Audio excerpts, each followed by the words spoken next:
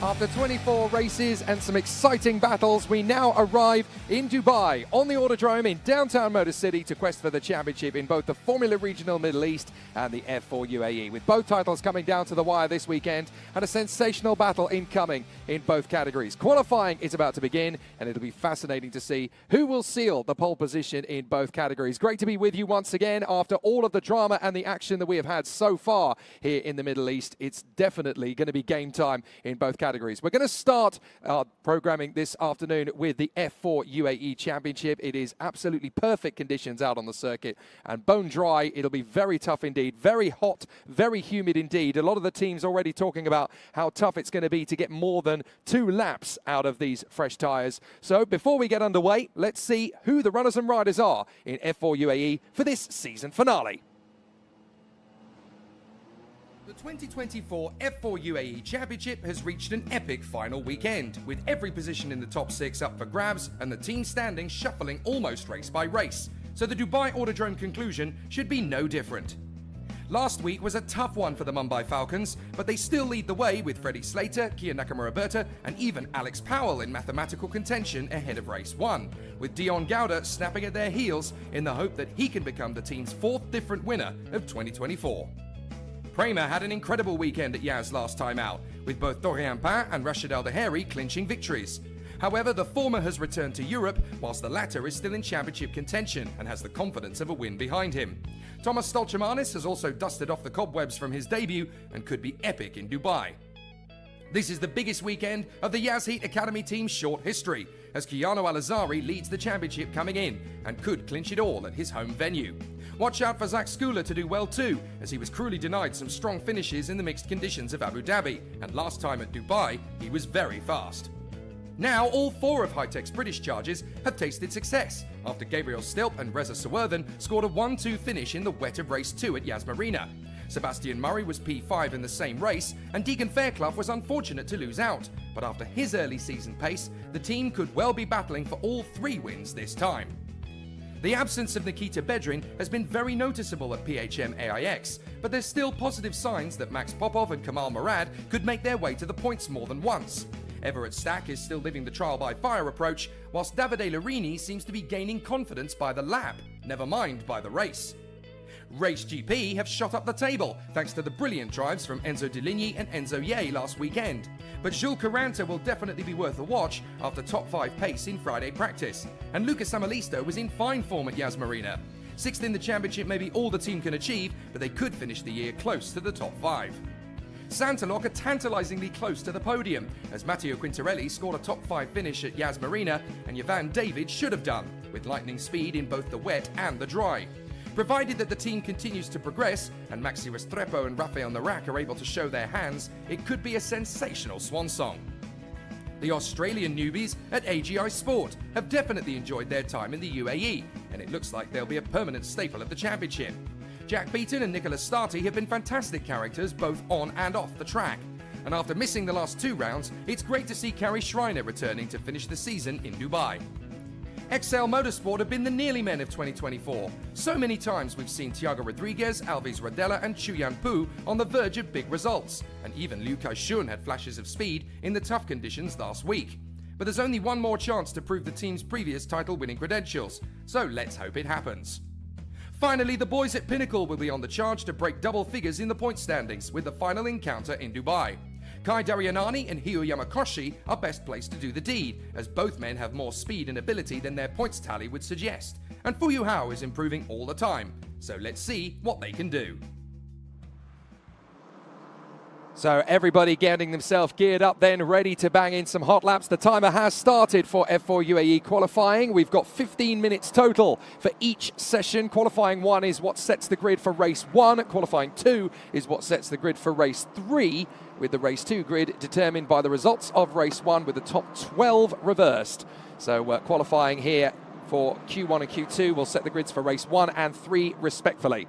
It's obviously been very difficult to get decent temperature into these tyres in these very humid conditions. Last week, of course, in Abu Dhabi, we had heavy rainfall for the majority of the latter part of the weekend. It got very heavy indeed here in the city of Dubai across Sunday and Monday, and that actually meant that a lot of the city actually flooded, would you believe? What it did also mean is that now we've got this really heavy, thick humidity that's around the circuit, and it actually means that the hot temperature really stays and it hangs in the air. So this weekend is actually much hotter than it was 2 weeks ago when we were racing on the Dubai Autodrome. And a lot of the drivers and teams have been telling me that getting tyre temperature is absolutely critical. I asked a few of the drivers, how many fast laps can you get on a fresh set of tyres here? Many of them said very simply, you only get one. So you cannot afford to mess up your hot lap. You can dial in the tyres and warm them up to temperature, but a lot of the drivers have said they'll be very lucky if they can get an improvement on their fastest lap, because the tyres just won't be there anymore. A lot of drivers actually complaining that oversteer is absolutely what happens to these tyres once you're halfway round the second flying lap. So it could be fascinating. The first really fast lap is not really on the board yet. Gabriel Stilp has just banged in a 2:10 to go fastest for the time being, ahead of his two teammates, Deegan Fairclough and Sebastian Murray, who did a fantastic job last time out, actually, the high-tech team, getting themselves a victory, a second and a top 5 finish, all in the same race, with the likes of Gabriel Stilp, Razor Swerthen and Sebastian Murray. So very impressive work from them. We're currently watching the drivers trying to get themselves up to speed. Still drivers working to get those first couple of laps in, as we watch the PHM AIX driver Kamal Murad of Australia, very much trying to continue the mantle of their man that was in the team earlier in the season, Nikita Bedrin. He did the first 3 rounds. Ironically enough, if he was still here competing in the championship, he'd be a shoe-in for a championship fight, because he's currently 3rd in the standings, only about 23 points behind Keanu Al-Azari, who leads the championship. So Nikita Bedrin probably ambivalent at the moment. Yes, he's preparing for his Formula 3 campaign, but he could have won the championship here. So by my mathematics, there are actually 4 championship contenders realistically, although by my math as well, there are actually 6 who mathematically could win the championship this weekend, including this man, Gabriel Stilp, who does have the ability to be champion, but he has to win all 3 races and hope that the other contenders around them basically have a weekend very similar to what they had in Yas Marina and barely score a point at all. So both he and Alex Powell have a mathematical chance, but in reality, they're probably going to get knocked out of the championship fight in race 1. There is the number 51, Kia Nakamura Berta, who is one of the solid competitors in the championship this weekend, has a real shot to go for the title. He actually could have taken the lead of the championship. He had a penalty in race 1 and then had 2 punctures over the course of race 2 and race 3, so he had no luck at all. And the rookie driver, hoping to become rookie champion in F4 UAE, certainly looking for an opportunity to do that, and definitely finding it pretty tricky at the moment. Deegan Fairclough's just done a 2:1.5, so we're now really flirting with electrifying pace that we have seen over the course of the weekend. It's looking pretty tricky out there. There's Kia Nakamura Berta, who hasn't yet set his fast time, but we're definitely going to start to see now what the drivers can do, as Rashid Al Daheri has gone quicker than Keanu Al-Azari. That's very important as far as the championship fight is concerned. So Rashid Al Daheri has put one over on Keanu Al-Azari. Jack Beaton's gone 3rd. Very impressive indeed from him. And up to the top comes Kia Nakamura Berta. Fastest lap, 2-minute dead, .939. So that is provisional pole for Nakamura Berta. And Alex Powell goes 2nd. Alex Powell, the Jamaican, Miami-based racer, goes 2nd. Freddie Slater has currently gone 9th, interestingly enough. So as the championship contenders are in this, we've got Nakamura Berta 1st, Powell in 2nd, Rashid Al Daheri in 3rd, Keanu Al-Azari in 4th, and all the way down in 9th is Freddie Slater. Make that 10th now, because also Deligny has just popped up into the top 10. So unless Freddie Slater can find something on his second flying lap, it's going to be a real headache for him today. Jules Caranta has banged it up to 4th position. Great work from the Frenchman as Freddie Slater goes wide on the curbs. And it looks as though that car is definitely coping with oversteer, and he's had to bail out of the lap. So race 1, definitely going to be tricky for Freddie Slater then, as it looks as though he's not going to start in the top 10. He's just dropped out into 11th, 12th position now, as in comes Jules Caranta and Enzo Ye. Zach Skula has just got into the top 10 as well for the Yazheed Academy. But Freddie Slater is cruising. So clearly that fast lap has not gone well for him at all, as there is the man who was on Oh no, sorry, I was going to say that was the man on provisional pole, but that's his teammate, Zach Scular. So Zach Scular doing a good job for the Yazid Academy. He was quick here 2 weeks ago in Dubai and definitely looking to maintain that sort of pace again here. Much better from Tomas Stolchamanis, the new Latvian for the Prema Racing team. He's up in 13th on the grid for this one, much closer to his former FIA karting rival, Freddie Slater. Lucas Samalisto not doing a bad job in 14th either. And then Thiago Rodriguez, Gabriel Stilp down in P16 for the moment. Then Alves Rodella, Matteo Quintarelli, Chuyan Pu, the Chinese driver who used to be part of the Mercedes F1 Junior program. I'm reliably informed that he is no longer part of it. And in 20th position it is Max Popov in front of Reza Sawurthan. And then Nicolas Stati ahead of Davide Larini. Sebastian Murray 24th for the moment, then Kamal Moran, the Australian, ahead of Yuka Shun, Kai Dorianani, Kari Schreiner, Fu Hao, Maxi Restrepo, Rafael Narak, Everett Stack, and Yvan David is the 33rd. We were supposed to have 34 drivers in the mix, but I was told earlier in the week that Hyu Yamakoshi for the Pinnacle team was a question mark after picking up a light injury in round 4. So I can only assume then that they have had to withdraw at the last moment, which is very unfortunate, as the Japanese star Hyu Yamakoshi was very impressive indeed at Yas Marina. Now this is Tomas Stolchamanis. You'd be forgiven for thinking it's Dorian Bain, who has been the only driver in F4 UAE this year to carry the official Prema colours, but she has now left the championship. She was only ever meant to do the first 4 rounds, and so she has returned to Europe to prepare for her upcoming F1 Academy campaign with the Mercedes Junior program. And that means that the berth at Prema is now given over to Tomas Stolchamanis, who climbs into the car with Prema colours. And considering this is a car that has already been a race-winning car this year in the hands of Dorian Bain, Tomas Stolchamanis definitely looking much better and much stronger already coming into this one. Now we've had another driver displace the competitors up at the sharp end. That's Lucas Samalisto, has crept into the top 10, demoting Freddie Slater yet further to 13th. So a few drivers obviously trying to find some fast pace. There's Jack Beaton tucked up behind Kia Nakamura-Berta, hoping to use the Mumbai Falcon for a bit of a tow. But Nakamura-Berta looking good for pole position. Now, if he takes the win, that definitely takes the championship into Sunday, because he'll be closing up on the 2 rivals, Keanu Alazari and Freddie Slater. Now, what's happened to Alazari? He has actually dropped back to 5th position now. Rashid Al-Daheri in 2nd place. So the 2 drivers who are trying to catch Alazari and Slater are actually provisionally on the front row for race 1. So that's very exciting as far as the championship is concerned. We could get the 2 chasers essentially closing up on the combatants. So it's looking pretty exciting. Kia Nakamura-Berta looking good for the pole position. Don't see major improvements in Sector 1 or Sector 2 from anybody at the moment, so that would tally with what we were told about by the teams and drivers earlier on. That flying lap on dry tyres is all you get, really.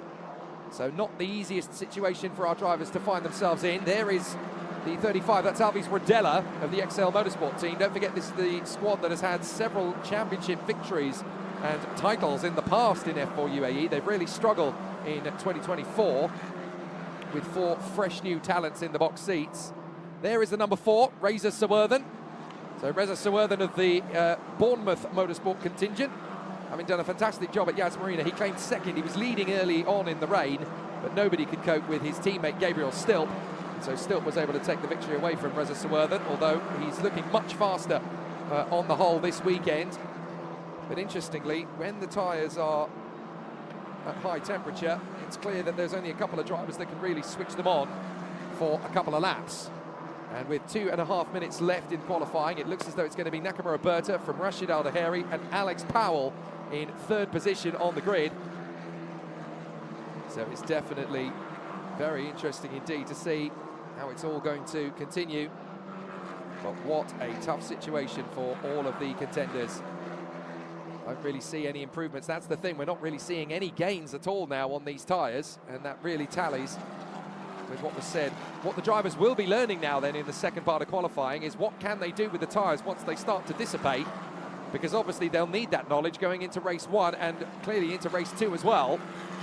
Quite a few of the drivers will probably have no fresh tyres left for race 3, so this is not just about getting the fast lap time in, which I think is what we've pretty much done now, but it's also a better opportunity for the drivers to learn what the tyres will actually do. They'll be taking this data, they'll be studying it, they'll be analysing what they can do to increase the life of the tyre for exponential periods. But it is not an easy situation. A lot of the drivers finding that the tyres are essentially already done, having only essentially accomplished 2 flying laps. But the pole position time is a 2-minute flat .939 for Kia Nakamura Berta. As into the pits comes Rashid Al Daheri, so that's his qualifying run done. And they're already focusing on race 3, I should say, which is determined by Q2, as it were. So I think the grid that we've got provisional there to the left of your screen is what we're going to have. As into the first corner goes Jack Beaton, having done the best he can do, and what he can do is pretty impressive. 6th position on the grid for the Australian. Very good work indeed. He's been having a very laid-back final week in the United Arab Emirates.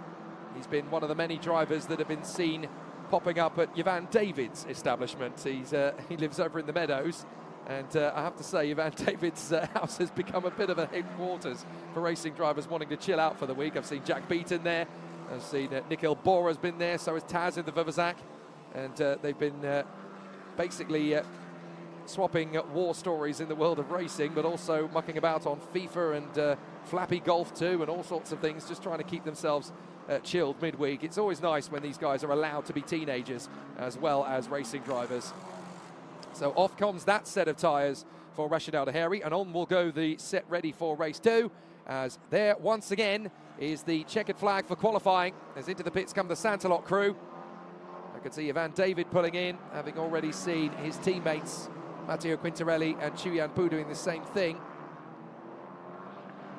So already some interesting performances there from the contenders. My apologies, Chu Yanpu is part of the XL Motorsport team, so Quintarelli part of Santalok, as too, of course, are Ivan David, Maxi Restrepo and Rafael Narak. So there is one of the Race GP cars. It is Enzo Ye, who managed to come up with a podium last time out at Yas Marina, having not previously scored big points up until that point. He managed to hang on from pole position in the reverse grid race to only let 2 of the high-techs past him. So Enzo Ye banging a podium finish last time out and was looking very fast indeed at Yas Marina.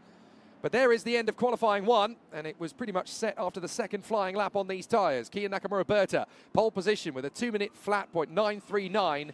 And then it is Rashid Al Daheri in second place in front of Alex Powell. Jules Caranta in a brilliant 4th position, showing massive pace. The Frenchman could be going for an overall podium, maybe even the win this weekend. Keanu Alazari, championship leader, 5th position on the grid for this one, along with Jack Beaton. Enzo Ye, 7th, very impressive indeed from the Italian. Dion Gauda, 8th position.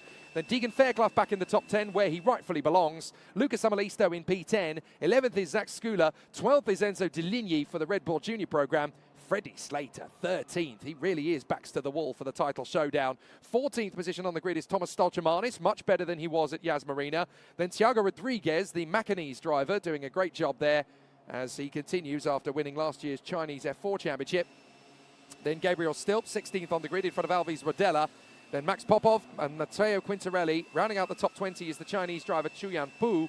And then 21st on the grid is Reza Sawerthan, ahead of Nicolas Stati, Davide Larini, Sebastian Murray, Kamal Murad, Ivan David, who really struggled for setup yesterday, Liu Kaishun, Maxi Restrepo, Rafael Narak, Kai Darianani, the returning German driver Carrie Schreiner, and she was ahead of Fu Yuhao and Everett Stack of the United States.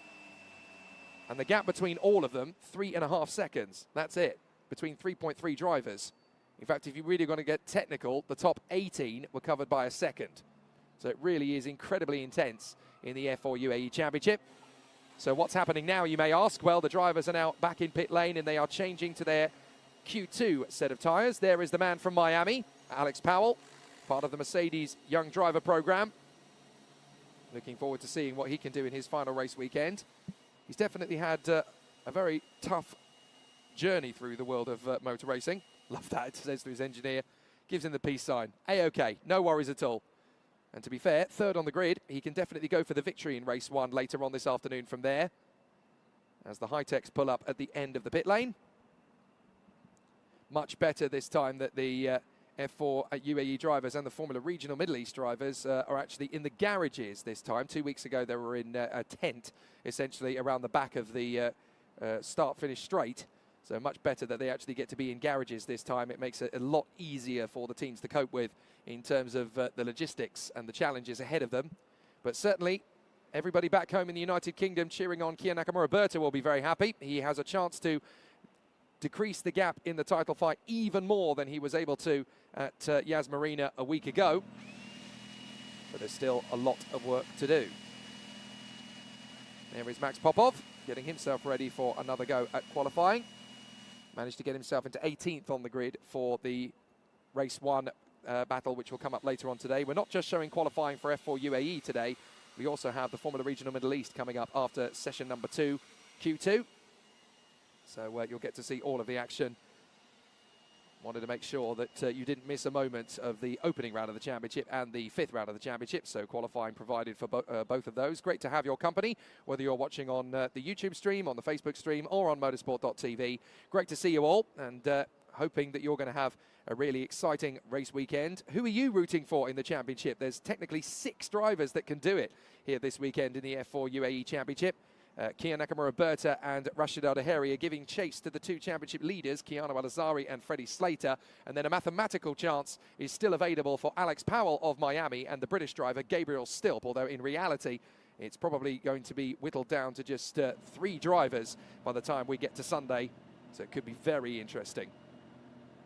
So Ken Heathcote asks the question, never mind the starting grid, who will be the tyre whisperer in these extreme high deck conditions? That is the million-dollar question, Ken, and absolutely the right one to be asking. It's very tricky. You can get 1 fast lap out of these tyres, fine, but how are you going to cope with doing it for 28 minutes plus the additional lap? The tyre whisperer is absolutely the technical superpower that these drivers are going to need to have if they're going to be challenging for the race victory. It's all very well starting from the front, but those tyres will drop like a stone after 2 or 3 laps of racing. And so it all becomes who can look after them the best. It's going to be really interesting. And I tell you what, the difference between getting it right and getting it wrong can be catastrophic. So once again, we go for flying laps around the circuit here at the Dubai Autodrome. First drivers out on the circuit are from AGI Sport by the look of it. That's Nicola Starty in front of the green and blue colours of Carrie Schreiner. Her car very much replicating the very similar livery to the Stake Formula 1 team, which is part of the Sauber group, of course, and they are going to be racing with Carrie Schreiner in the F1 Academy. Also out on the circuit, the High-Techs and the Pinnacles. Only 2 Pinnacles. There should be 3, but it looks to me as though the Japanese talent, Hiyu Yamakoshi, has had to withdraw from the weekend due to the discomfort from the light injuries he picked up during round 4. That's a real shame. I was hoping that Hiyu Yamakoshi would go for points this weekend. He certainly had plenty of panache and speed last weekend. As sat in pit lane, that is the American driver Everett Stack for the PHM AIX team.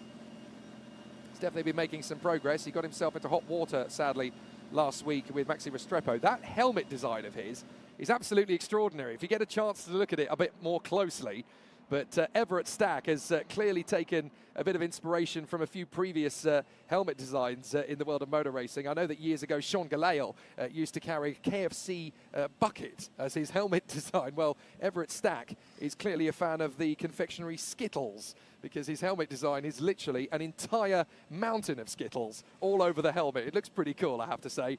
And he's clearly trying to hit up Mars Foods for some sponsorship in the future. But great to see that Everett Stack is doing things very much his own unique way. So the High-Techs and the Pinnacles are going to be the first ones to start the ball rolling for us,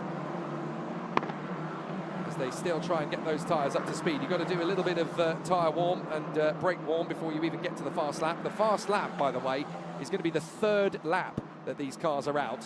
They might get a second if it's the 4th lap on the circuit. It will become the 2nd flying lap. And that just shows you how few tyres, how little life they've actually got. So the F4 United Arab Emirates Championship currently up to speed here. And it's really exciting to see who's going to get the pole position this time. Kian Nakamura-Berta getting it in session 1 doesn't mean he's going to get it in session 2 at all. It all comes down to tyre switch on. How good is your warm-up procedure? How good are you at warming up the brakes? How good are you warming up the tyres? It's going to be very tricky to see who's going to get it right. And when you've got 18 cars separated by a second, phenomenal to see how it's going to continue. It could be very tricky. So let's see how things continue to prepare. The drivers are obviously getting themselves up to speed, trying to get some of your comments and your questions at the moment, because obviously it's always good to interact with you all.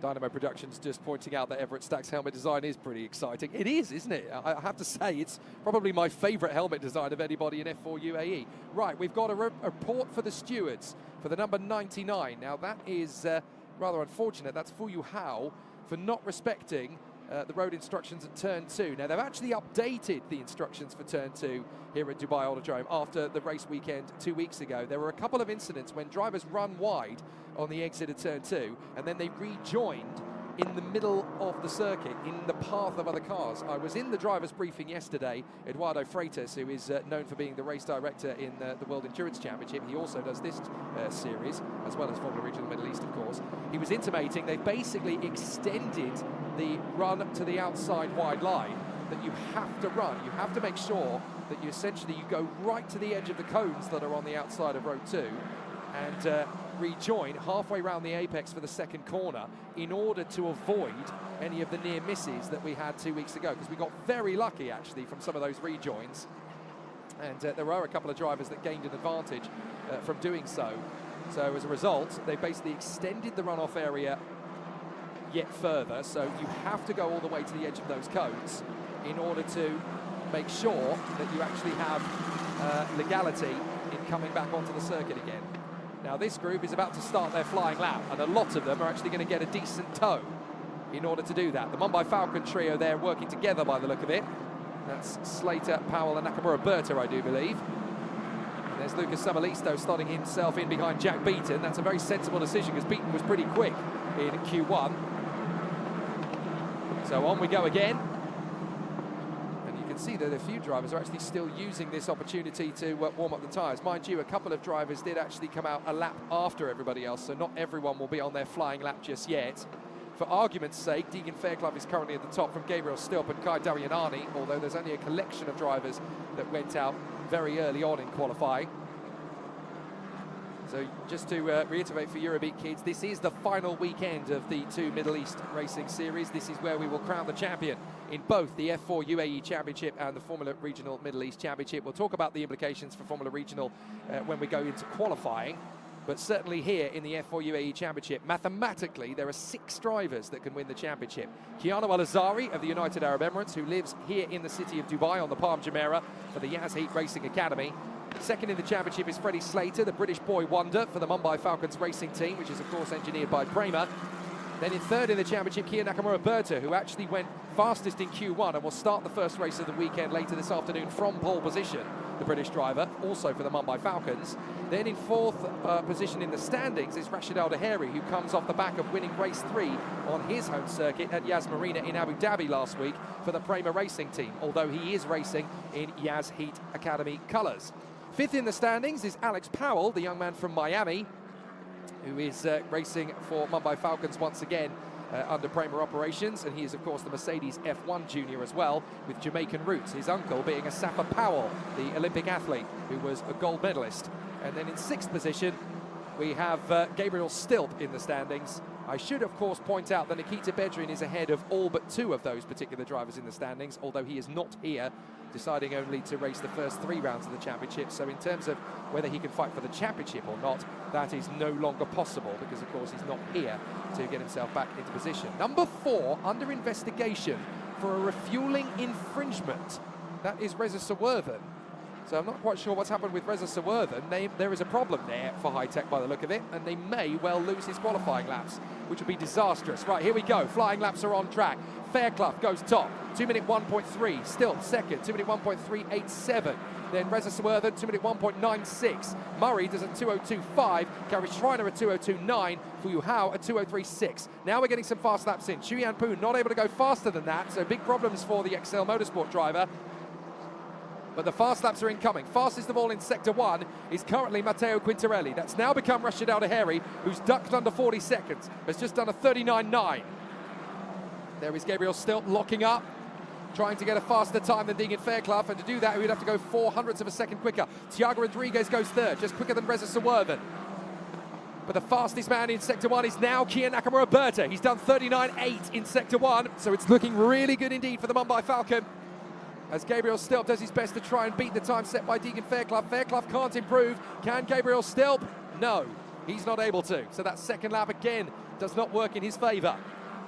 Fastest of all in Sector 2 at the moment is Keanu Al-Azari. He's done a 47.4, but we haven't seen the Mumbai Falcons come through yet. So we'll have to see if Nakamura Berta can continue that charge forward. Slater hasn't come through in the second sector yet either, nor has Alex Powell. So we don't quite know what sort of pace they're doing. Nakamura Berta, 47.1 in the second sector. So he's looking pretty fast.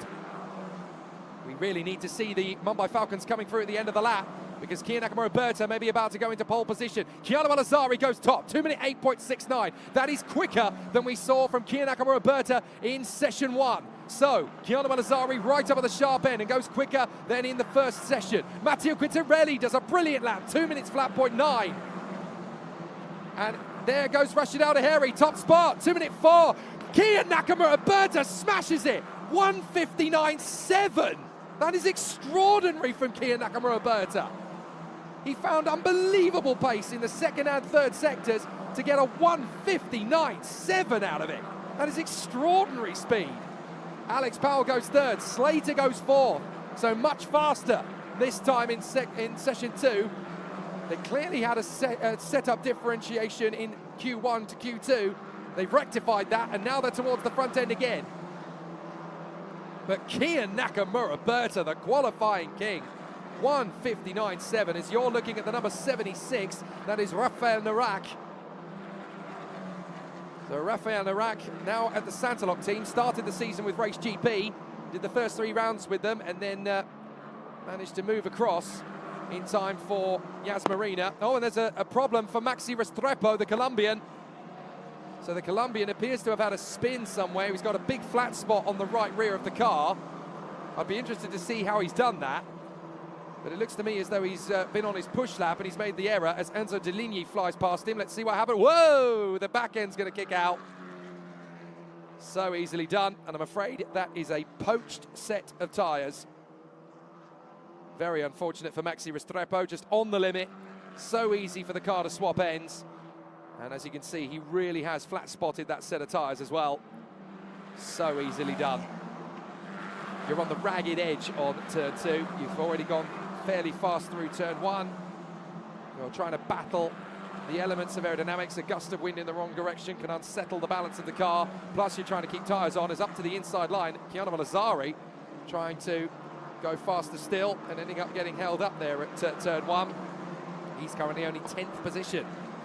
So amazing, we're going to get a very different grid from Q1 to Q2, although the front row of the grid is going to remain the same. Pretty much nothing else will. In fact, I will say the top 3 is going to be the same, but nothing else is going to be as it was in race 1. So it could be very interesting races. And certainly for this man, Kia Nakamura Berta, his chance to become champion has suddenly accelerated. So he is clearly fighting tooth and nail. He knows that he's the outside bet in 3rd position in the championship, but he has seen his opportunity to snatch the title away from both of the drivers around him, and he could actually make this happen. In terms of a fight back in the championship, he's got a lot of work to do. There's no 2 ways about that. Keanu Al-Azari has 148 points, Freddie Slater has 135, and Kia Nakamura Berta in technically 4th in the championship, although Nikita Bedrin is no longer racing in the championship. Nakamura Berta has 123, so he's 25 points back from Keanu Al-Azari. That is 1 victory, and there are 3 races to come this weekend. And Al-Azari looks like he could be starting at least one of the races at the bottom end of the top 10. Freddie Slater will be starting one of the races outside the top 10. Nakamura Berta will be starting both of the races in qualifying, Q1 and Q2. So race 1 and race 3 from pole position. So this is fascinating. Suddenly we have got a real nail-biter of a championship fight going down to the wire, because we've now incredibly got all 3 of the main championship leaders, 1, 2 and 3, and they're going to essentially close up on each other over the course of these 3 races based on what we've seen in qualifying. And this championship could well be won by a point or 2.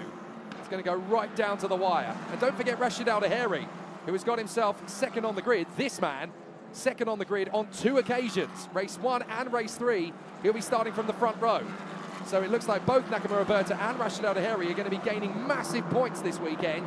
in at least 2 of the 3 races. So it could be absolutely sensational. The fight could well go down to the last lap of the last race of the season tomorrow. Really exciting stuff. 1 minute 20 left in qualifying, and again, it looks like all the fast laps have been completed, so now it comes down to analysing the data of these tyres, which they need to carry the knowledge of into the races, because as Ken Heathcote pointed out earlier on, the tyre whisperer is going to be the one that benefits the most in this championship battle, considering how much hotter it is this time compared to what it was 2 weeks ago. This is an absolute nail-biter. And just think, a lot of these drivers on the grid 10 years from now are going to be your Formula One superstars. There is Alex Powell. A lot of people say he's going to be the next big American sensation in Formula One. Currently part of the Mercedes F1 Junior program and very highly fancied to get himself into Formula One day. Here is the 55 going through. That's the young Indian talent, Dion Gowda. He runs under a British licence, but he has Indian heritage. Actually competed in the F4 Indian Championship at the tail end of 2023 on the Madras International Circuit in Chennai. And managed to grab himself a podium finish in that as well. So a very talented young individual. And the time is going to tick down to 0, as you can see to the left side of your screen. 3, 2, 1, done. Well, the championship is definitely going to be a nail-biter now. 2 pole positions out of 2 for Kiya Nakamura-Berta. 2 front row starts out of 2 for Rashid Al Daheri. And trying desperately to keep his championship hopes alive, Alex Powell will start 3rd twice. There is John Bennett, who's getting himself ready for the Formula Regional Middle East Championship qualifying session, which is getting underway very shortly after this. So that's where the next big story is going to come. The checkered flag flies in the air here at Dubai Autodrome, and nobody's going to make any improvements because the tyres have already gone big time. And to give you an idea of how much they have dropped, the first sector is about a second slower now than it was on the flying lap. So that is very important to note. That's sector 1 alone. That's after what? 3, 4 laps out on the course. They've just done 5 laps, 6 laps of qualifying. And only lap 3 and 4 were particularly quick. Everything else is already dissipating in pace. So it all comes down to the high humidity, the high degradation, the high temperatures of the tyres. It's going to be an absolute nightmare out there for the drivers in race trim. But Kiya Nakamura-Berta has grabbed 2 pole positions for race 1 and race 3. Rashid Al Daheri on the front row of the grid twice. Alex Powell in 3rd twice. And then for race 3, well, it's all changed. Freddie Slater is 4th on the grid. Enzo Ye in 5th place from Dion Gowda. Lucas Samalisto. Gilles Caranta in the top 10 again, ahead of Jack Beaton, who's also on the top 10 twice. Keanu Al-Azari down in 10th for race 3. He's got to hope that the championship could already be sealed by then. Enzo Deligny, Matteo Quintarelli and Thomas Stolchemanis are next up. Then Thiago Rodriguez, Zach Skula, Deegan Fairclough and Gabriel Stilp ahead of Alves Rodella, Max Popov and the Sri Lankan talent Yavan David, 20th on the grid. From Reza Sumerthan, Kamal Murad, Davide Larini, Sebastian Murray, Maxi Restrepo, Nicolas Stati, Rafael Narak, Everett Stack, Luca Shun, Kai Darianani, Kari Schreiner, Chuyan Pu and Fu Yu Hao. 33 drivers, all completing qualifying without too much incident. But we've got some amazing races to come now. For Kiya Nakamura-Berta, it's time to go for the championship. 2 pole positions and an opportunity to close in on Keanu Al-Azari and Freddie Slater. Can he come from 3rd in the championship to go for the title? There's a great chance of that. And after 2 epic qualifying sessions, we're in a really solid position. From Jake Sanson, that's qualifying wrapped up for the F4 UAE Championship. The Formula Regional Middle East Championship qualifying sessions are coming up very shortly.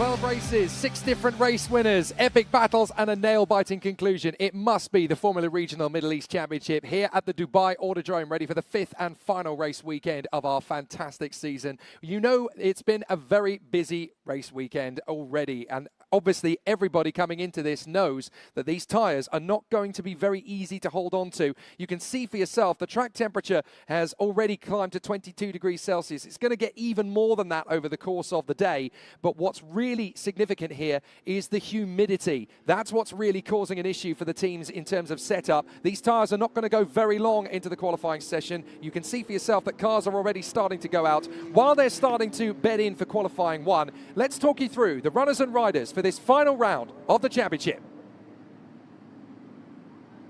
There's an end-of-term atmosphere at Dubai Autodrome as the Formula Regional Middle East Championship draws to a close. And even without the Tarpanen versus Barnard duel, there are several battles yet to be concluded amongst the starting lineup. Tuukka Tarpanen is just 1 point away from clinching the drivers' and teams' titles for Race GP, whilst Zachary David's 2 podiums at Abu Dhabi helped the team accelerate away in the standings. Jesse Carrasquedo is still working hard to catch up, and Kanato Lee adapted well as a new boy last weekend. Mumbai Falcons have shot up to second in the standings at Yas Marina, thanks to the win for Rafael Kamara and the podium finishes for Ugo Chukwu and James Wharton. The team may have lost the chance to defend the team's title in 2024, but both Kamara and Wharton are competing for third in the drivers' race. The PHM AIX squad are still hopeful for a win or two before the season's end, and Taylor Barnard is in full send mode for as long as the title race is still alive. Brando Badua and Tazanapol Intrafivazak are still quick and could grab some more silverware, whilst Luruki is getting closer to the podium every weekend. Marty Boyer and Pinnacle still have statements to make as the Spaniard bids to catch Kamara for third, whilst Giovanni Mascio and Alexander Abkasava are now deserved point scorers following great battles last week. And now that Finley Green is almost fully recovered from appendicitis, all 4 drivers want to bow out strong. MP stood for missed potential last week, as Bruno Del Pino was robbed of a maiden win with suspension failure whilst leading, and Nikhil Bora's tyres faded too rapidly for a fight for victory. Both men, along with Emerson Fittipaldi Jr. and Isaac Barashi, are hoping that they can finally drop the bad luck and win races the way they deserve to. After an epic couple of races at the start of the year, reality set in for Santalok, who are still new at the Formula Regional game. But Teofil Naal still has the speed to turn in a good showing, and both Enzo Peugeot and Jose Garfias were in positive form last weekend, and will be keen to leave the UAE with some silverware to carry home. Evans GP were the feel-good team of the paddock at round 4, as Costa Taparis stormed to a fabulous podium in race 1. Now that the team have shaken off their early woes, it's the hope that both John Bennett and Edgar Pierre can join the Australian in the points-paying positions, as all 3 men are able to mix it with the best of them. The XL Motorsport team are still having a terrific run as rookies in Formula Regional, and Noah Lyle spent much of the last 2 weekends dueling with the championship contenders. The potential is there, and if Yaroslav Vasalaho is able to match him for pace in the early part of the weekend, the team should end the year with more points. Finally, the team from R&B Racing celebrated Chinese New Year at Yas Marina with more speed and determination than ever before. But the challenge will be extreme if Gao Yujia and Wang Shongwei are hoping to score points before the season concludes. Yujia is the best placed, and his ever-improving racecraft could be enough to seal the deal.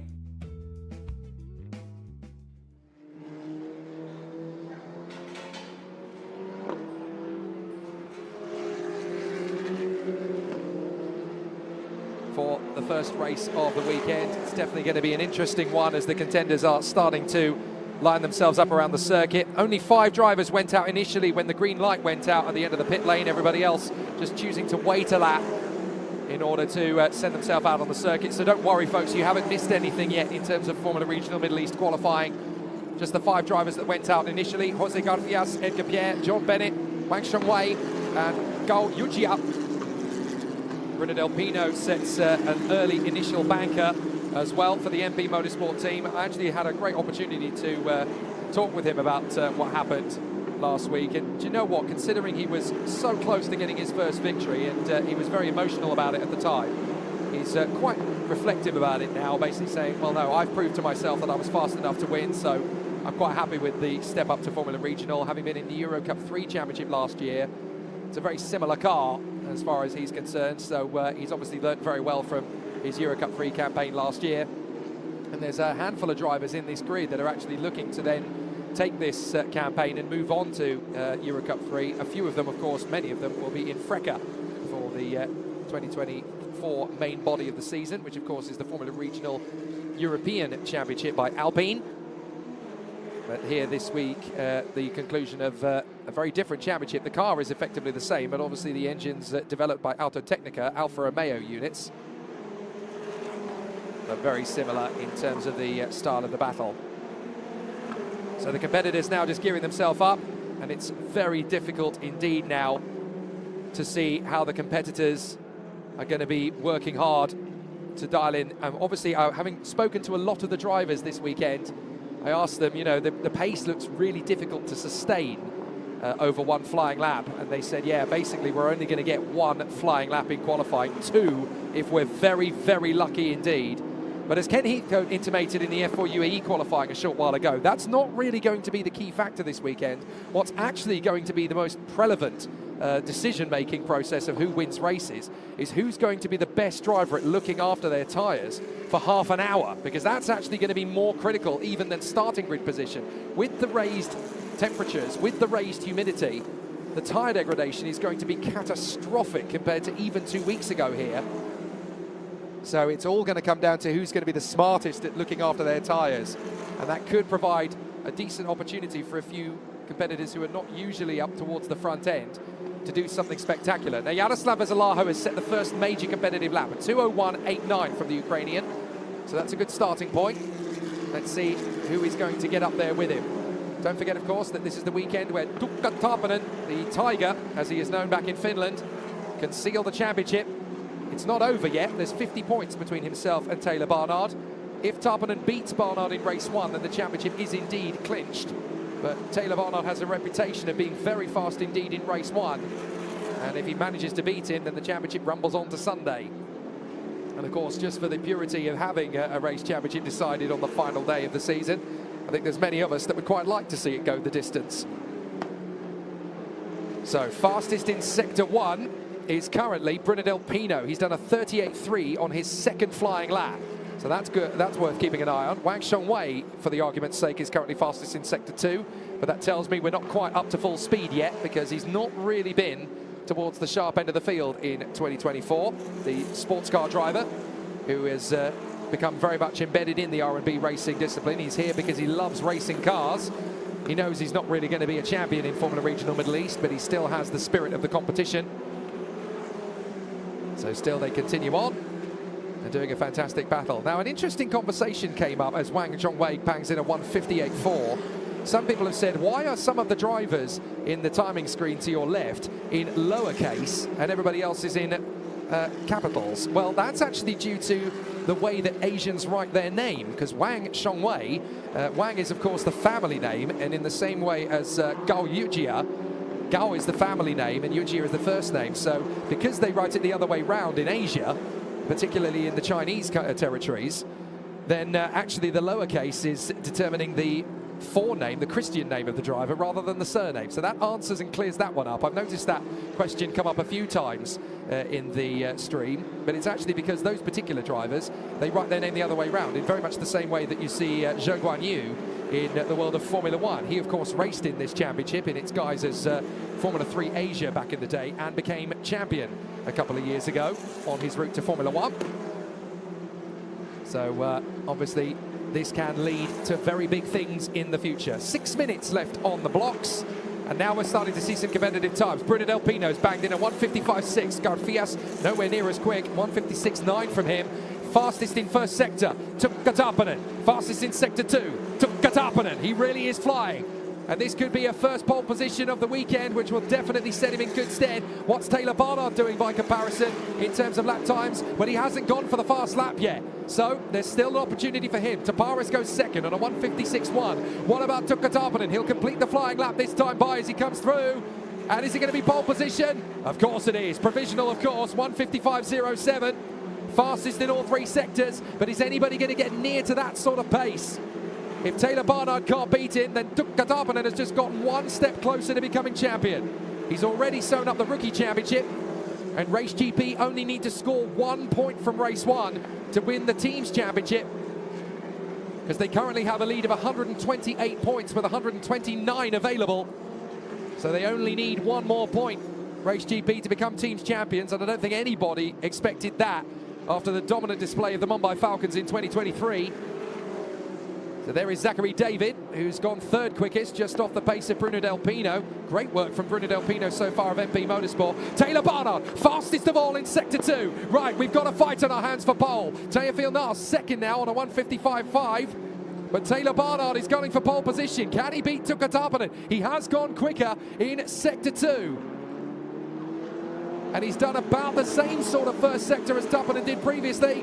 Is it going to be enough? No. Second place from Taylor Barnard. 155.388.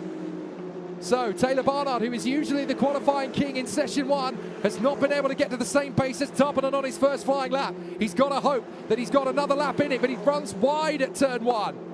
So Tuukka Tarpanen may be about to snatch it in the first race after all. Brando Badu has gone brilliantly in the first session. Third position so far, just in front of Ugo Chukwu. Then Teofil Nas, Rafael Kamara, Bruno Del Pino, Zachary David, James Wharton and Tazanabal Intafivazak. Welcome back to the sharp end, Emerson Fittipaldi Jr. That's more like it. He's had 4 miserable weekends, and now finally Emerson Fittipaldi is where he deserves to be. They had all sorts of problems with brake issues in the opening weekends, then an engine misfire last time out at Yas Marina. He couldn't get anywhere near where he's supposed to be, and now finally in the top 10. That's more like it. And Brando Badu has gone second, quicker than Taylor Barnard. I think Barnard's actually had his lap time deleted. He has. So Barnard's lap time has been removed. So he clearly exceeded track limits, and that's disastrous for Taylor Barnard because it means that he's not going to get another chance of it, because the lap times are not going to be as good on the second run. So Taylor Barnard is going to have to hope that this second lap is relatively competitive, because it won't be anywhere near as quick as the previous lap. He's done a 38.3 in Sector 1. It's a 10th off Tuukka.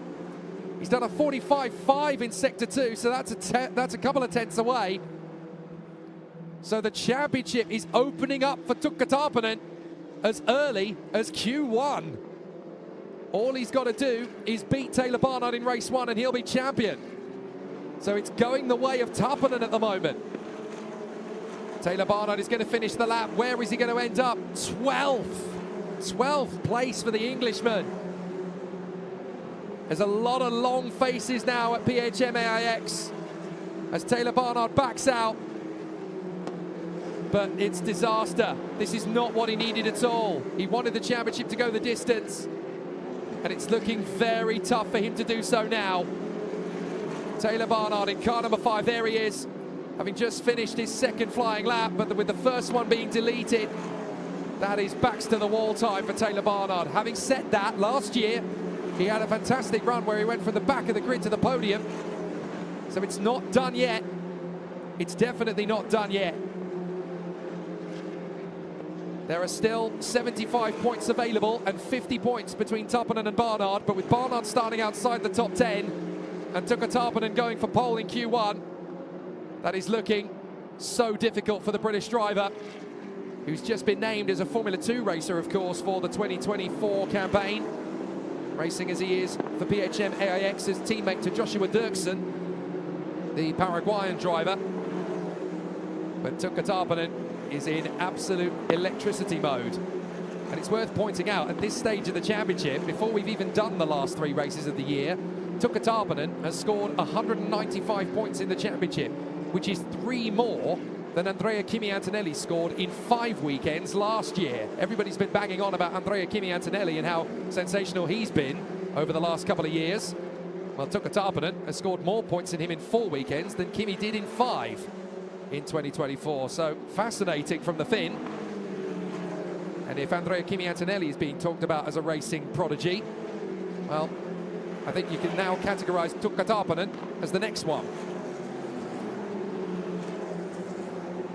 30 seconds left of the session for argument's sake, but realistically, you're not going to see any major improvements now because of the way the tyre deck has gone.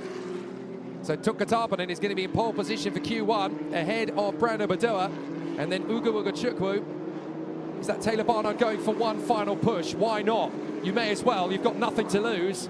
Starting 12th is not where he wants to be, so he may as well see if he's got clear track in front of him to go for another lap. You never know.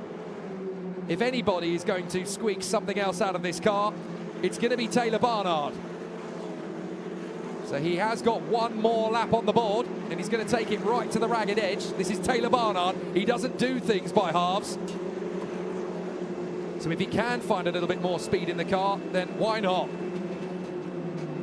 He's got to try and keep this championship alive a little bit longer. But Brandon Badua has come into the pits. He'll be on the front row of the grid if it stays like this. Ugo Chukwu looking for third. Zachary David in fourth. Teofil Nal in fifth position. Then Rafael Kamara in sixth. From Bruno Del Pino, James Wharton, Taz in the Vivazak, Emerson Fittipaldi Jr., Mari Boyer and Taylor Barnard at the moment in 12th. Then Costa Tabares, Jesse Cadasquedo, Canato Leonardo Peugeot. We're going to see a replay of something happening to one of the pinnacles. Is that Mari Boyer? Oh, it is. And he goes airborne at turn 1. Now, if we keep this shot going, you'll see the extended runoff area on the exit of turn 2. I don't think we will. Indeed, we don't. Checkered flag is out. 13th provisionally is Costa Tabares in front of Jesse Cadasquedo, Canato Lee, Alzo Peugeot, Alex Abkasava, Luduki, Nikhil Bora down in 19th, and Jose Garfias in 20th ahead of John Bennett, Noah Lyle. Then Gao Yujiap, Giovanni Mascio, Wang Chong Wei. And they're all ahead of Edgar Pierre, Finley Green, Yaroslav Zalaho and Isaac Marashi. So big improvements from R&B Racing, who are not down at the back this time. They're towards the back, but they're not dead last by any means. Now, Taylor Barnard has done a 38.3 in Sector 1 and a 45.6 in Sector 2. So the second sector's a bit weak, but the first sector is very fast. So can Taylor Barnard move himself up from 12th position? He needs a perfect third sector. Is it worth going for, though, after the second sector? So let's find out if it's going to be enough. Chukwu comes in. I think Barnard is going to cross the line. He does, but he does not improve from 12th position. So very unfortunate indeed for the PHMAX driver, who is trying desperately to keep this championship fight alive.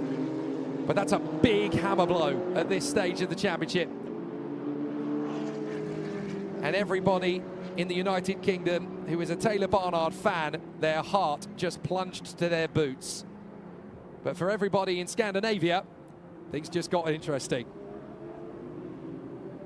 So Tukka Tarpanen, pole position by, get this, 0.415. That is crazy speed from the Finn.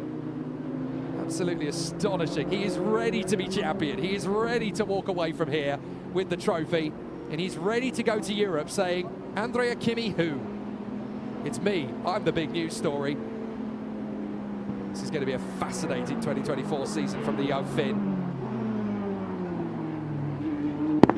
It's going to be really entertaining. Everybody now getting ready to put the new tyres on. But you can see for yourself that there's not a lot you can really do with these tyres once they start dropping. Now, interesting, 2 drivers are reported to the stewards for an unsafe release, and one of them is Brando Badua, who lines up second on the grid for race 1 if he doesn't get a penalty. If he does, then that's really disastrous. The other one, by the way, is Finley Green, but there is the Tiger. Tukka Tarpanen, pole position by 0.4 of a second. Absolutely crazy to be that far ahead of everybody else in this day and age. But he was always a very strong talent, even in his karting days. When he first emerged in Europe back in 2019 at Angeville, he showed up to the circuit with Kotala Sports that had guided him through his young days, put him into OK Junior, and up against all the might of CRG and Sodi and Tony Kart and Birala. He came to Angeville, was unbelievably quick, drove away in the final, and everybody was just baffled. Who is this Tukka Tarpanen kid? But everybody knows him now. A year later, he joined the Tony Kart factory team and became the junior world champion. And he's certainly one of the most exciting talents to come out of Scandinavia since Kimi Räikkönen, I would say. And he did pretty well. Are we on the verge of potentially one day in the next 10 years or so seeing the 5th Formula One world champion from Finland, after the likes of Keke Rosberg, Mika Häkkinen, and Kimi Räikkönen? Actually, he would be the 4th world champion from Finland. My apologies, not the 5th. But still, very impressive to see that that could go his way. And still, Very exciting to see what will happen going into race 3 now as well. The championship could well be over by that point, the way things are currently going in the first 2 races.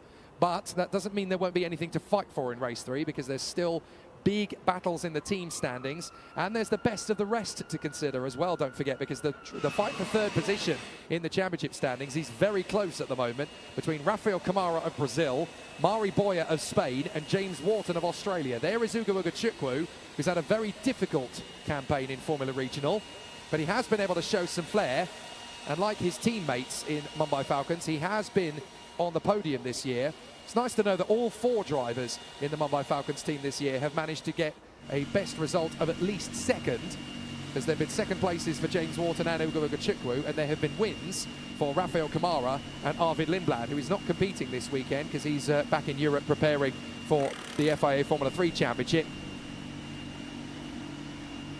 So it'll be fascinating to see how he goes. There is Brandon Badua, 2nd position, but under investigation for an unsafe release. So that will be a real headache if his best time is deleted. But it could benefit his teammate Taylor Barnard, who would move up a position in the rankings. But Brandon Badua, who is, of course, as many of the hardcore motor racing fans will have guessed, the son of Luca Badua, who was a racing driver in Formula 1 for Minardi and for Ferrari, as well as for the 40 team back in the day. He is here. He is very passionate about his son doing well, and after he scored a pair of podium finishes last time in Dubai, that just shows you it's no fluke. He clearly loves this particular circuit.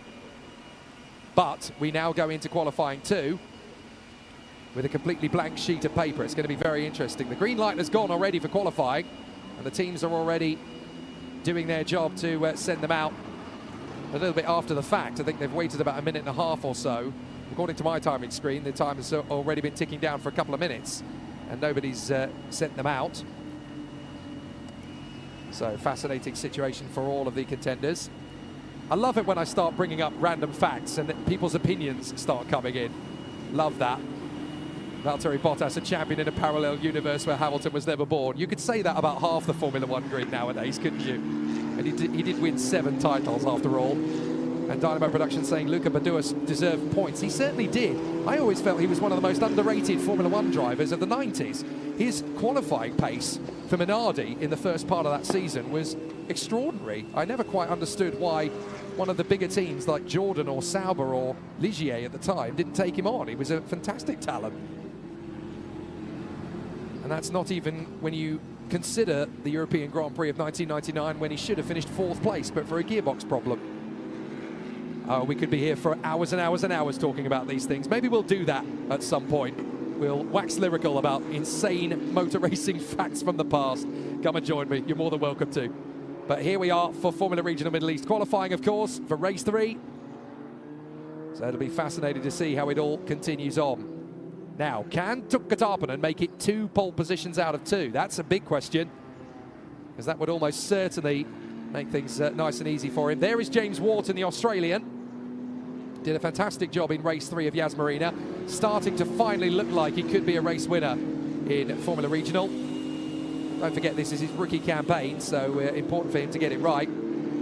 Out onto the circuit he goes, along with the pinnacles of Mari Boya, and I think that's Finley Green behind him. Very talented racing driver, Finley Green. 5 years out of the seat before this year, and yet he's been able to match similar to the pace of the competitors around him. And that's including the fact that he had his season interrupted by a massive onset of appendicitis on the Friday morning before Dubai. Had to be rushed to hospital, apparently was 10 hours away from critical. So amazing to think that he's here doing it. You'll actually see a fantastic interview we did with him yesterday on tomorrow's live stream. I thought it was such a good story, such a fascinating and inspirational moment in the early 2024 campaign that we had to hear more about it. I may already be referring to him as the Rocky Balboa of the 2024 motor racing season. Doesn't matter what you throw at him, he keeps coming back. Now, Jorisin asks, who will most likely be in Formula 1 in a couple of years? From this particular grid, there's a handful of them that have a really good chance of making it happen in Formula Regional Middle East. None the least, of course, is the man who is set to be champion, Tuukka Tarponen, and I would also say the man who is set to be 2nd in the championship, Taylor Barnard. He may not have the budget of other drivers, but in terms of the raw talent and ability, Nico Rosberg certainly thought he was an incredible kart racer back in the day. He supported him in the latter part of the 2010s, when he was racing in the World Championships. So he clearly felt that he was something special, and now PHM AAX think exactly the same thing, and I have to say I agree with all of them. You've also got to look at the potential of Rafael Camara to be the next Brazilian in Formula One, to emulate the likes of Felipe Massa. I would even say there's a couple of drivers from further afield that have a shot. For Spain, Mari Boya is definitely F1 talent worthy. Whether or not he'll be able to get all the way there is another story. And I would actually say another one worth keeping an eye on over the next couple of seasons is the American Ugo Chukwu, who is currently in the McLaren Young Driver program. He's very tall, but if he can be accommodated, he's definitely a talent worth watching out for. And considering how in vogue Formula One in America currently is, he's a perfect candidate to lead that charge forward in years to come. So everybody just trying to get themselves into a good position now on the flying lap. And everybody caught out by the start of qualifying as well. I think it was because it was a late return to the pits for Taylor Barnard that everybody thought, well, everyone's now in, but Taylor Barnard was the last flying lap out on the course. So by staying out, I think he caught a lot of people out. Careful, guys. Weaving wheel to wheel. You don't want to bang wheels on the run to qualifying. There's a couple of drivers are just trying to sort themselves out. We haven't gone for the flying lap yet. But goodness me, we very nearly had a couple of drivers having contact before we've even gone into qualifying. I've seen drivers back each other up before, but that was very nearly weaving into each other on the home straight. That woke a couple of drivers up. So now we get ourselves ready for number 3. Race number 3, that is. Qualifying 2 is what ends up having race 3 as a starting grid. So let's see who is going to have the fast lap time this time. Everybody's still getting up to speed at the moment. But based on what we saw in Q1, Tuka Tarpanen having the pace by 0.4 of a second is pretty massive, as Taylor Barnard just had Jessica Riscado around the outside of him. Not for position, of course, we're still in qualifying, but it's all about the psychology at this moment in time. Fastest of all in Sector 1, for argument's sake, on this particular lap around the course, is Emerson Fittipaldi Jr. And it's great to see him towards the sharp end again. I was talking to Emerson Sr. during the Yas Marina weekend, and as happy and cheerful and delightful as he always is as a character, and he's one of my favourites in motor racing history. I've never seen him look so long-faced. They couldn't quite figure out what was happening with the car during Yas Marina, but for qualifying he had a massive engine misfire, and it basically caused no throttle, no delivery in the straight line, which meant that Emerson Fittipaldi Jr. was at the back. But fortunately this time here in Dubai they've got it right, and he's up there in the top 10 where he deserves to be, and should really have been all the way through the season for my money. Right, Taylor Barnard needs track position here, but this is fascinating. Tuka Tarpanen's backing them up. That is Tuka Tarpanen backing up the likes of Taylor Barnard, trying to get track position. His teammates are clearly assisting him. The mind games have started. We haven't even gone racing yet, and the mind games have already started in Formula Regional Middle East. So Taylor Barnard backs himself up into clear space. This bit of the session always fascinates me, as everybody is just looking for that competitive edge. So let's see how things all progress as they work their way forward. Gao Yujia has set the first competitive lap time, a 1:56.9 from the Chinese driver for R&B. Edgar Pierre doing a 1:57.6. And now we're going to start to see some fast laps. Fastest of all in Sector 1 currently is Rafael Camara. So the Brazilian driver who did a great job last time out when we raced here in Dubai 2 weeks ago, and last weekend at Yas Marina as well. So this man is currently on the top spot. Good to keep an eye on him. Gao Yujia, one of the Chinese drivers for R&B Racing. They had a wonderful week last week for Chinese New Year. They actually invited us all along with Top Speed to the Chinese New Year party that we had on Friday night. It was nice to be part of that. I'd never been to a Chinese New Year festivity before, so it was nice to eat proper food. And at 8 p.m. local time, we saw in the Chinese New Year. It was lovely to be part of that. Now, we're going to get to see some very serious performances. Really excited to see how it all continues to progress. Gao Yujia currently battling away with the number 66 of Liu Qi. But Bruna Del Pino's gone top for the moment. 1:54.996, quicker than Teofil Nal, quicker than Ugo Chukwu. And there is the man who's now currently on the top spot, the number 6, Bruna Del Pino. Can he be beaten? Well, Rafael Kamara can't beat him. He's done a 1:55.1. So Del Pino has really found some speed. He could end up on the front row here. This is great work from the young Spaniard for MP Motorsport. So it's worth keeping an eye on him as still the battles progress. But we need to see a little bit more. Tuukka Tarppanen, 1:54.7. Not as fast as he was overall compared to everybody else, but certainly pole position for now. Taylor Barnard goes third on a 1:55.0. So Tarppanen goes top, Barnard goes third. Zachary David is now fourth in front of Nal and Inthra Fuvazak. We've got Chukwu seventh from Wharton. Tapar is doing well. And Marley Boyer P10. Then Kanato Lee, another big name from the rookies. And then John Bennett in P12. But there are still a few drivers who haven't set their flying lap there. Brando Badua has gone fastest of all in Sector 1. And he's comparable to Tarppanen in Sector 2. Could Badua steal the pole? It's going to be very tight indeed for the Italian. But as he comes through, it could be very fast indeed for Brando Badua. Second by 1/10 of a second. So Badua is just 1/10 of a second off Tarppanen, much quicker than in the first session. What's happened elsewhere? Oh, big spin in the background. So that is one of the Santalocks going around. Tough to tell who that is until we zoom in on it. So it's one of the Santalocks that's really got it wrong. So very unfortunate indeed. And that's very much a game over for one of the Santalocks in terms of qualifying prowess.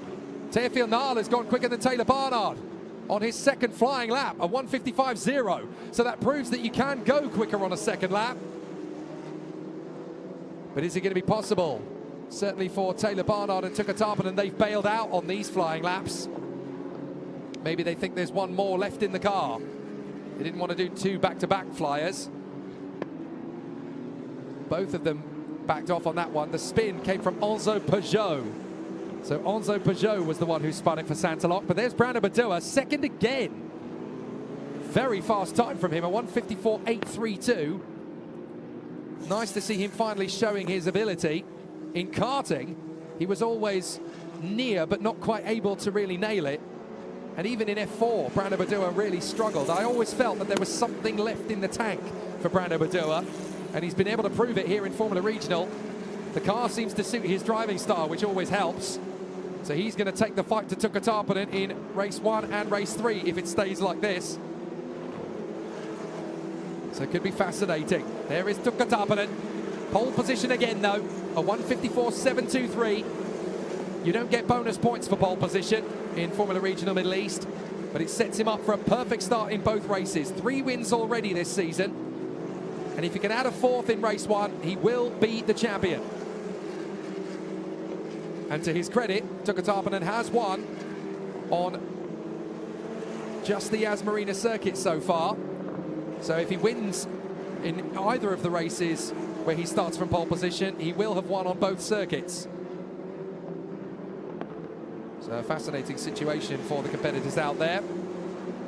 And you're probably wondering, well, if they only have 2 race circuits where they compete, how are they eligible for super license points in this particular championship? Because you have to run on 3 different layouts in order to be eligible. Well, the good news for them is that at Yas Marina, in the opening race weekend, we used the corkscrew layout of the circuit. So that tallies, and it means that they are eligible for super license points. Last year, we didn't have that problem because we ran at Q8 Motortown as well. But that wasn't possible for the 2024 championship. So there is the 26th. That's Isaac Barashi, still learning about the world of Formula Regional, and definitely doing it the hard way by joining mid-season. But with less than a minute to go in this particular qualifying session, it looks very good indeed for Tuukka Tarppanen. Pole position for both races likely. And it certainly looks as though it's going to continue in phenomenal fashion. Jack Monaghan says to Tuukka Tarppanen, keep eating those Frosties, the Tiger's got pace. Maybe you have to be of a certain age or from a certain nation to get that one. But certainly Bruna Del Pino's been strong. 3rd position on the grid for him. Clearly he feels very unjust about losing his victory while leading in race 2 last week at Yas Marina. So he wants to prove to the world, I can finish on the podium, I can be a race winner. I'm going for it. And fair play to him. Great to see MP Motorsport back at the front, not by a reverse grid, but by pure speed. And where's the other car for Nikhil Bora? Well, that's 15th. Emerson Fittipaldi is 18th this time. And Isaac Barashi is down in 28th, so big pressure on them. Checkered flag is out. Tuka Tarpanen looks unbeatable. But Taylor Barnard has found an improvement on the last lap, a 1:55.05. It improves his lap, but it doesn't improve his position. He stays P5. So at least he's got a better starting position for race 3 than race 1. But by then, of course, the championship could already be over. But for Taylor Barnard's point of view, he said to me pre-season, if I finish first or second in the championship, I'll have enough super license points to race, not test, race in Formula 1. So that's my target. And they have done an absolutely terrific job. Those two drivers, Tuka Tarpanen and Taylor Barnard, fighting in fantastic situation. Really exciting. So let's see how it's going to continue over the course of the race weekend, but certainly for now, Tarpanen has done the double in the same way that Kia Nakamura-Berta did in F4 UAE earlier this morning. Tuka Tarpanen has now been able to come through and get 2 pole positions back-to-back for race 1 and race 3. The race 2 grid, of course, is determined by a reverse grid scenario. But certainly for Tuka Tarpanen, he takes 1 step closer to the title. His main rival Taylor Barnard will start race 1 from outside the top 10. Tuka Tarpanen will be on pole position for both race 1 and race 3. In just a few hours' time, the Formula Regional Middle East Championship could be decided with the Finn Tuka Tarpanen starting from the front. From Jake Sanson, we will be back when we go racing later this afternoon for F4 UAE Race 1 and Formula Regional Middle East Race 1. Will the championship still continue into Sunday? You'll have to tune in later to find out.